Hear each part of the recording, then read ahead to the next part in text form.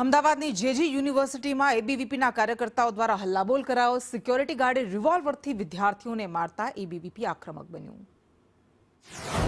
અમદાવાદની જેજી યુનિવર્સિટીમાં security guard અને એબીવીપીના કાર્યકર્તાઓ વચ્ચે 5 દિવસ અગાઉ ઘર્ષણ થયું હતું, જેમાં લાકડીઓ અને લોખંડની પાઇપો વડે મારામારી થતા એબીવીપીના કેટલાક કાર્યકર્તાઓ ઇજાગ્રસ્ત થયા હતા।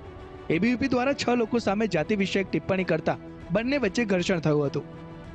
એને લઈને અખિલ ભારતીય વિદ્યાર્થી સંગઠન લડી લેવાના મૂડમાં આવી ગયું છે। જેજી યુનિવર્સિટીમાં એબીવીપીના કાર્યકર્તાઓએ મોટી સંખ્યામાં રેલી કાઢી। કાર્યકરોને કોલેજમાં જતા અટકાવવા માટે ગેટ પર જ મોટી સંખ્યામાં પોલીસ કાફલો તૈનાત કરી દેવાયો હતો। રેલી જેજી યુનિવર્સિટી પહોંચતા જ કાર્યકરોને કોલેજમાં ન જવા દેતા પોલીસ અને કાર્યકરો વચ્ચે ઘર્ષણ થયું છે। ભીડ બેકાબુ થતા વધુ પોલીસ કાફલો બોલાવાયો છે। કોલેજ બહાર જ કાર્યકરો ધરણા પર બેસી ગયા હતા અને રામધૂન બોલાવી હતી। સ્થિતિ વધુ ગંભીર બનતા જેસીપી નીરજકુમાર બડગુજર અને ડીસીપી હર્ષદ પટેલ પણ પહોંચી ગયા હતા। અમદાવાદ ભાજપ